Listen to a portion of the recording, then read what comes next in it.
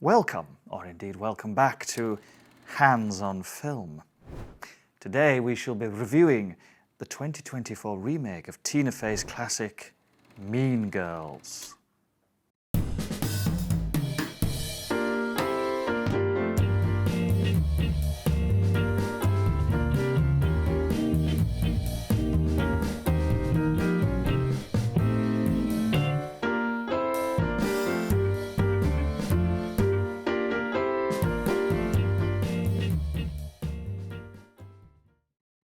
Is everything okay, Israel? Yes, fine, thanks, Ben. How are you? Oh, thanks for asking. I'm sorry, I don't care.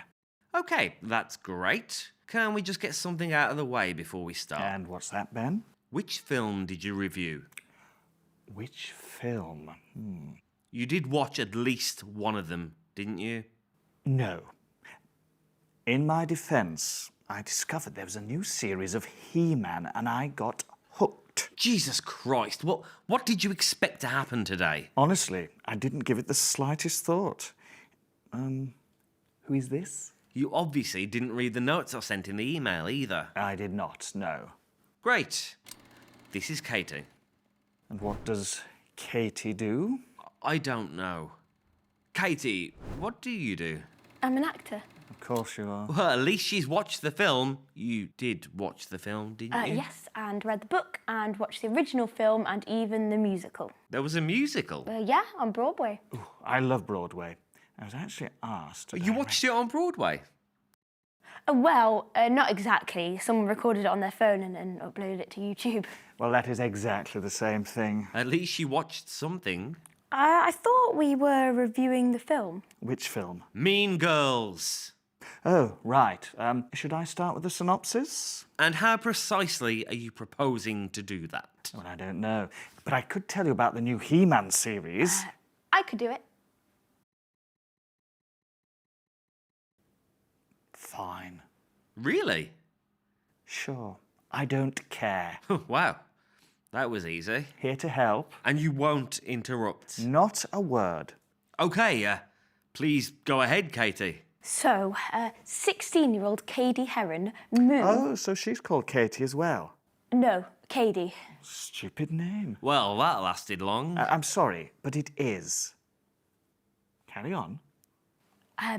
Katie moves back to the United States from Kenya and now attends North Shore High School. Yes, we need to get things moving. Ben doesn't like too much detail.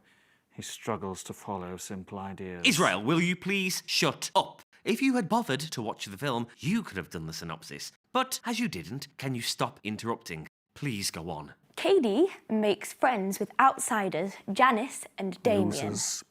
who introduce her to the various lunchroom cliques and a warning to avoid the plastics.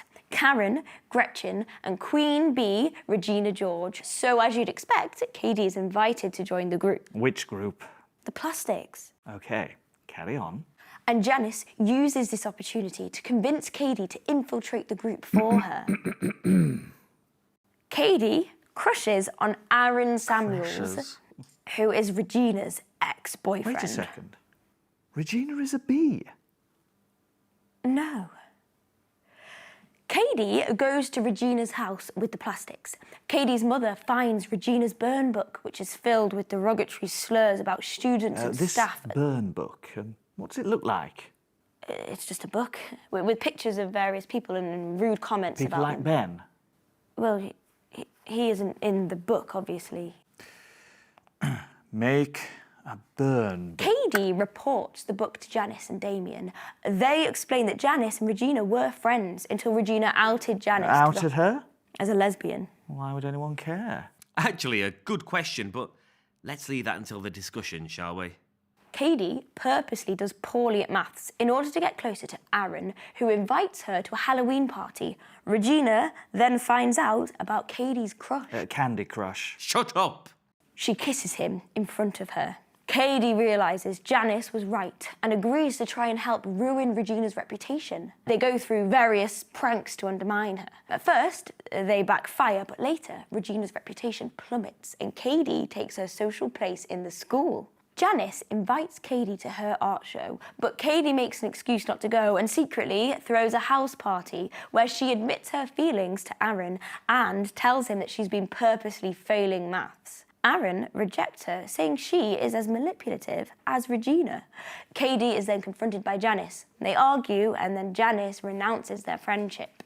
Regina discovers she was not invited to the party and Katie has been lying to her.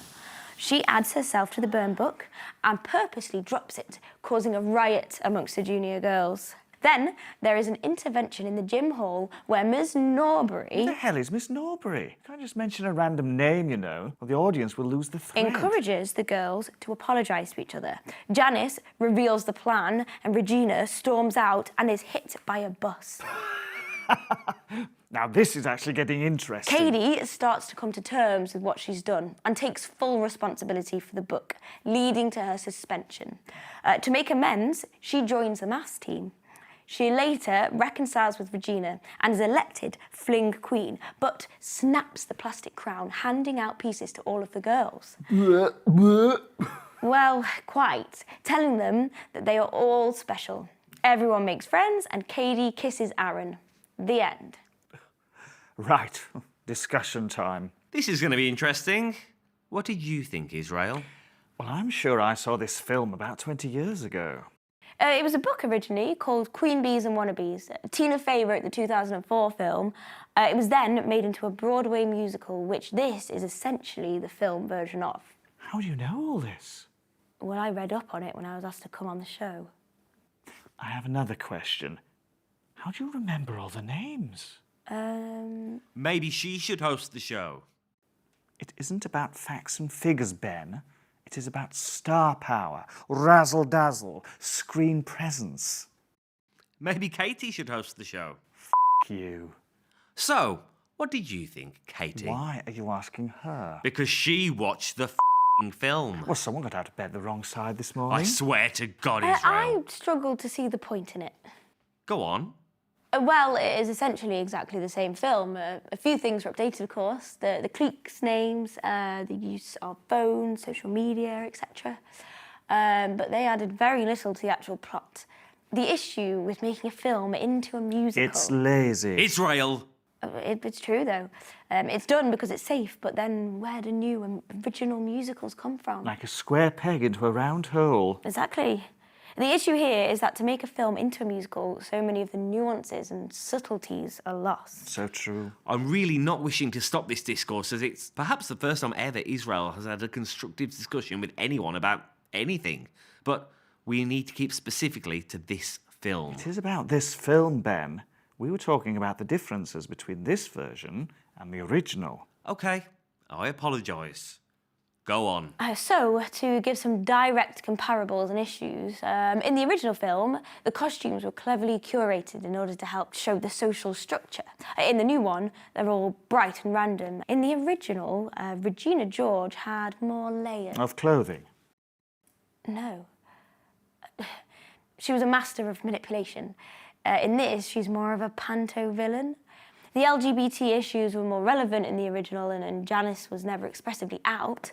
In this version, it just felt a bit redundant as times have changed. In fact, the only characters with any real depth were the plastics. All the others were pretty two-dimensional. What was the music like? A lot better than I thought, actually.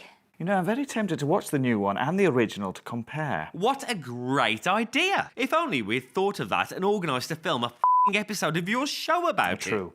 But not everyone has my foresight. Wow. Ooh, now the girl who did all the drugs was in the original. Lindsay Lohan. No, it wasn't her. It was. I don't think so.